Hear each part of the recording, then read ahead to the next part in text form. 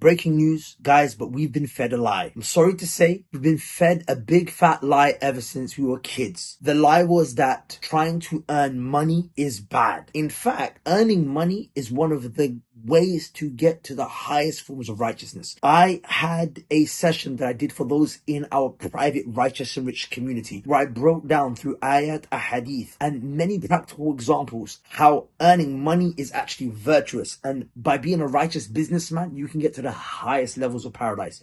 Went through a mind shift on how and why we should earn money. In this video I wanted to share with you one of those clips. So without any further ado, let's go.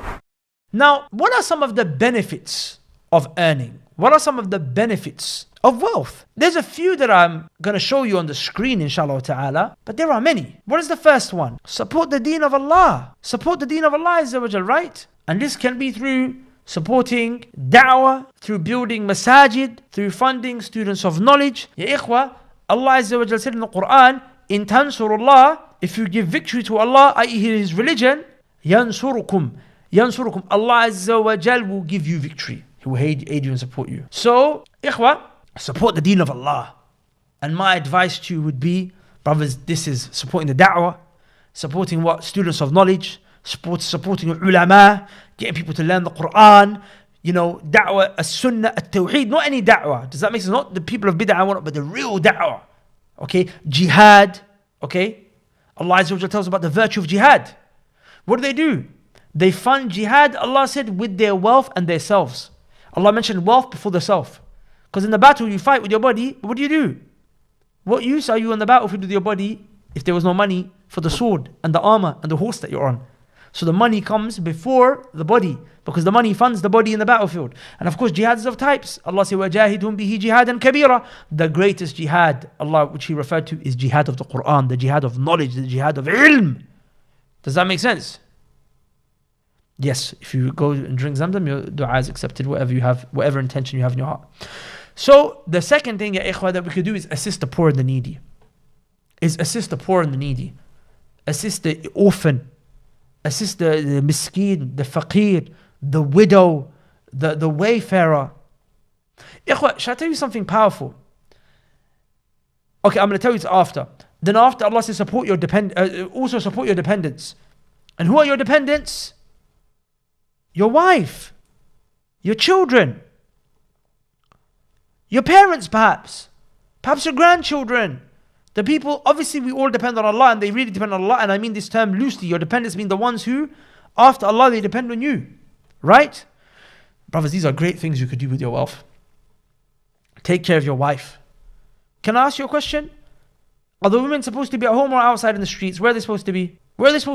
Home, right?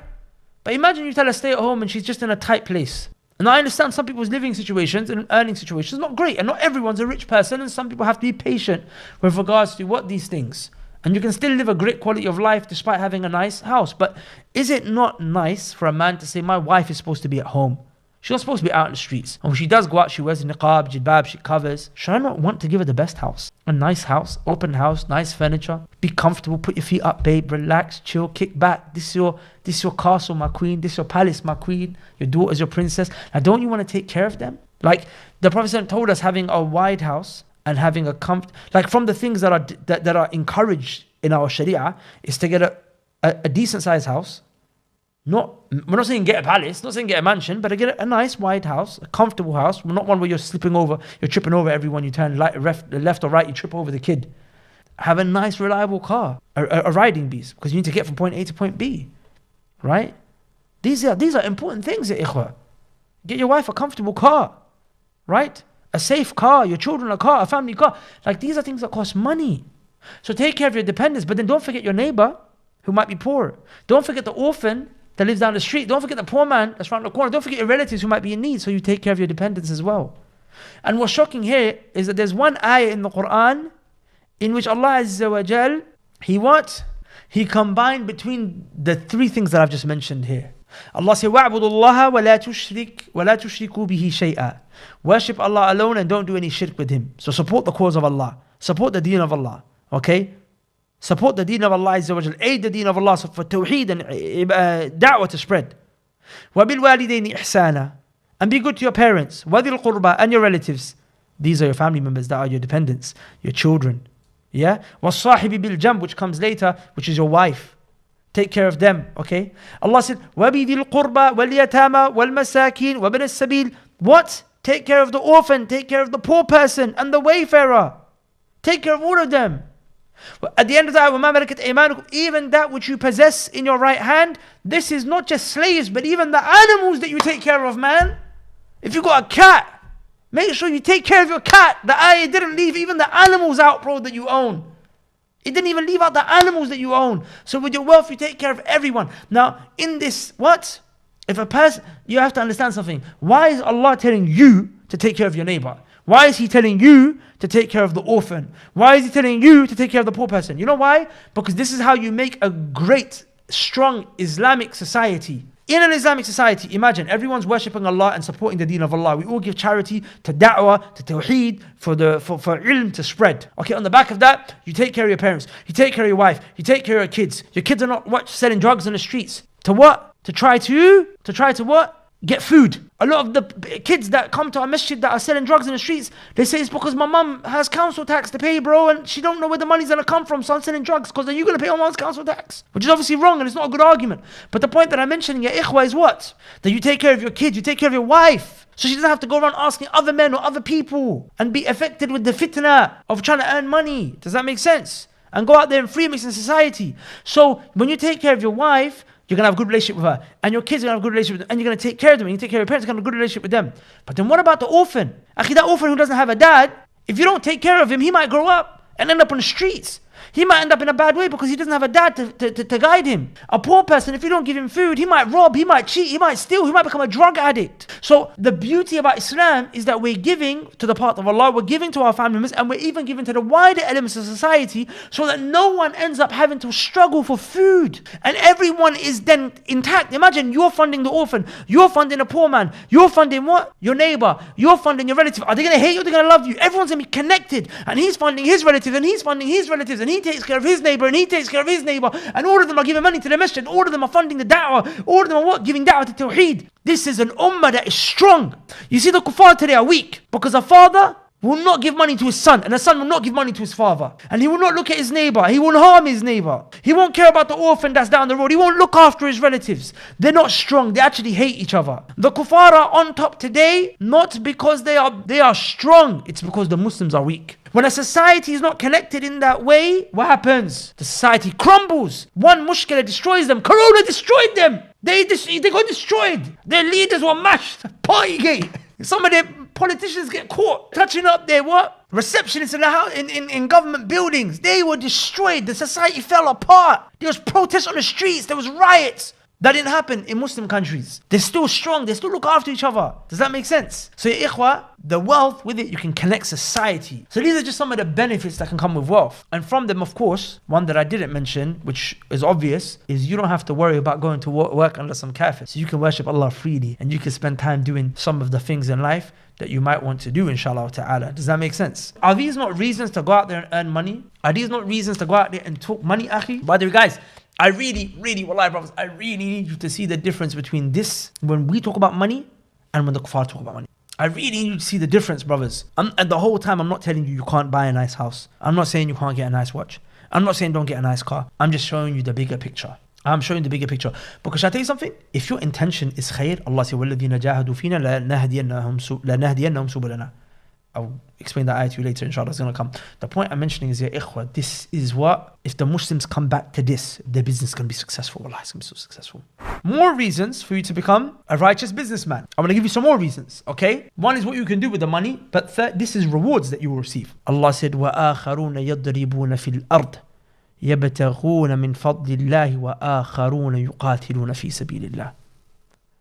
Allah mentions there are some Muslims that go on the earth looking for their rizq, to earn. And then there are others that go on the earth to do jihad fi sabilillah. Some of the scholars took from this ayah that what? The businessman who seeks business in a halal way is more virtuous than the one who does jihad in the path of Allah. Ikhwa, do you know the reward for jihad? Guys, I really want you to answer this question. Do you know the reward for jihad? Do you have any idea for the reward of jihad? Allah says, إِنَّ اللَّهَ اشْتَرَى مِنَ الْمُؤْمِنِينَ Allah purchases from the believers their wealth and their soul. He buys it from them.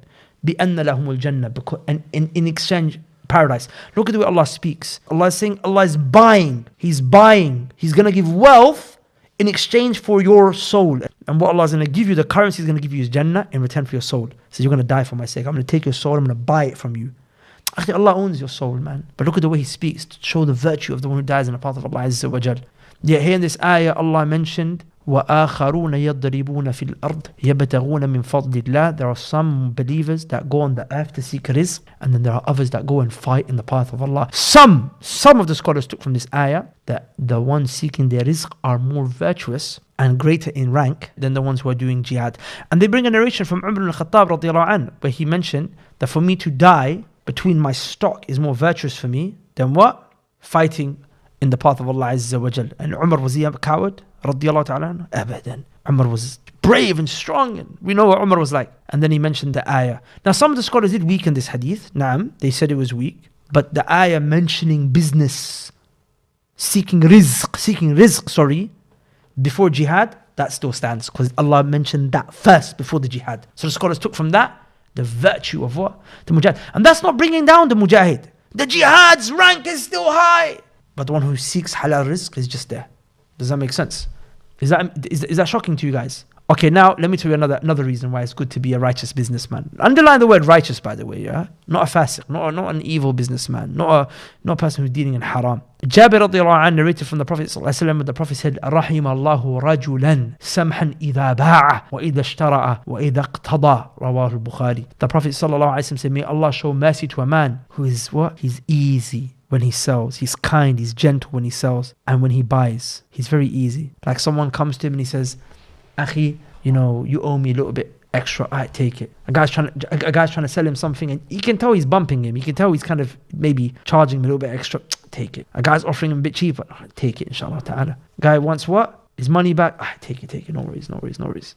But also, it's on the opposite end. It's not just that he's very nice and easygoing when it comes to buying, but even when it comes to selling, but even buying. So it's not just that when you sell someone something, you let him off. Even when you buy something, if the seller, sometimes you let the seller off. You've bought something from a man, it's kind of maybe chipped a little bit.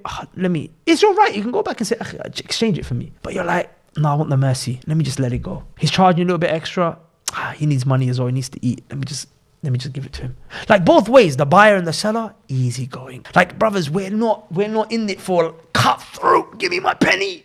You owe me £1. You owe me £10. Nah, relax. Then the world, you get rewarded for letting the believer just get away with it sometimes. We're not saying get away with someone trying to cheat you intentionally. We're not saying get away with someone trying to intentionally undercut you. No, we're saying sometimes a lot of things, it doesn't need to be that cutthroat. Just let it go. Okay, don't ask for the refund. Or if you're the seller, just give him the refund. Does that make sense? Of course, intentionally violating is obviously haram. Does that make sense? Brothers, now I'm going to mention to you a hadith, inshallah ta'ala, that really shows the virtue of money. The Prophet sallallahu alaihi wasallam mentioned, إِنَّمَا الدُّنْيَا لِأَرْبَعَةٍ. This world is only for 4 people. And the first one the Prophet mentioned is what? Abd, a slave. رَزَقَهُ اللَّهُ مَالًا. Allah gave him rizq. وَعِلْمًا, and knowledge. فَهُوَ يَتَّقِي فِيهِ رَبَّهُ. And he fears Allah with regards to it. He fears Allah with regards to his wealth. وَيَصِلُ فِيهِ رَحِمَهُ. And he connects the family ties with the wealth that he's been given. Does that make sense? وَيَعْلَمُ لِلَّهِ فِيهِ حَقًّا. And he knows Allah has a right over this wealth. I have to give zakat, I have to give sadaqah, I have to give in the path of Allah. So he has knowledge and wealth. The Prophet said, فَهَذَا بِأَفْضَلِ الْمَنَازِلِ. He's the best of stations. Ya ikhwa, when you look at the scholars, who's the greatest? Who's the greatest of people? Scholars, right? But the greatest of them is the scholar who has money as well. That's what Abu Bakr radiallahu anhu was. He was the most knowledgeable man from this ummah. And he also was very rich, as we just saw. And he gave it away in the path of Allah. And Uthman radiallahu anhu was one of the most knowledgeable men when it came to the Quran from this ummah. And again, he gave it away. And he had lots of money. So ya ikhwa, can you combine between knowledge and money? Can you have both? Can you have both, yes or no? Is it one or the other? It can be both. Look, I'm a person, ya ikhwa, and I'm not just saying this. I truly love knowledge. There's nothing in my life that I'm more passionate about than knowledge. وَرَبِّ الْكَعْبَةِ. I'm talking about Islamic knowledge here, right? learning the Quran, learning the Sunnah, Hadith, Tafsir, Aqidah, Fiqh. There's nothing that is more important to me than any of that. Wallahi, it's not. I have to struggle. I struggle to lift myself up to do other things. Spending time with my family, I get bored. I'm being honest with you. Spending time with my friends, I get bored. I want to just study. I'm not trying to make it out like I'm always studying, but I'm talking to you about my heart. Does that make sense? And there are other brothers that are like that as well. They are like that as well. And some of them love knowledge more than me. I can see it. But I realize, despite my overwhelming love for knowledge, which I hope is true and sincere, because I'm conscious that I don't want to deceive you into something that I'm not, which I hope is sincere, my love for knowledge, I couldn't let it distract me from earning. Because when I look at the other brothers who love knowledge, maybe more than me, who don't earn, who didn't take care of their money, in the end they had to end up working as bus drivers. They ended up having to what? Work in random places, which ultimately meant that they had to stop seeking knowledge as it is anyway. In order for me to carry on seeking knowledge, I had to make sure I get my money right. Does that make sense? So, I still have this goal. I ask Allah to give me tawfiq, to make me a scholar of Aqidah and a scholar of the Quran. Okay, a scholar of Creed, come back. We just took a little step away from the da'wah. We're not gone. We're just studying. And we're grinding. We're doing both. Grinding in knowledge and grinding with regards to money. When we come back, inshallah ta'ala, my ambition is to fund the da'wah myself from my own pockets completely with the knowledge that Allah gave me, and for us to be a thorn in the neck of the people who what? Violate Islam. Does that make sense? So ikhwa, these are just some more reasons why what? Being a righteous businessman is good. Hope you guys benefit from this clip. This is a small, tiny portion of an entire program that we have called the Wealthy Muslim Mindset. If you don't fix your mindset and your relationship with money, you will never be able to, number one, earn money, and number two, do the right things with money. One of the reasons why people go off when they earn money is because they don't have the right relationship with money from the mindset. For them, money is just a way to feed their hedonistic lifestyle or their hedonistic desires. Rather, for us, money is a way to get closer to Allah subhanahu wa ta'ala. I'm going to share with you a hadith. I'm going to leave you after this. And this hadith is sahih. The Prophet ﷺ said that Allah subhanahu wa ta'ala said, I did not send down wealth except so that the salah could be established and zakat could be given. Wealth was sent down so that the salah could be established and so zakat could be given. So we're supposed to use this wealth to ensure that the salah gets established and to ensure that the zakat gets given. You understand? So guys, if you want to join us in the Righteous Skills Academy, where we reshift your mindset as to how and why you should be earning money. I know you're an entrepreneur, but one of the reasons why you're not able to get to the levels that some of these disbelievers have in terms of success is because we have this limiting mindset and belief in our mind that, you know what, after I get to a certain point, it's actually bad. Abdurrahman ibn Auf, radiallahu anhu, he didn't have that negative mindset, which is why when he died, how much was his estate worth? A few million gold coins. By the way, one of those gold coins is worth about £5,000. When I say few, it's not few. Like it was several million gold coins. That was the equivalent of his estate, right? And I said one gold coin is today worth more than £5,000. So we're talking about a gigantic estate.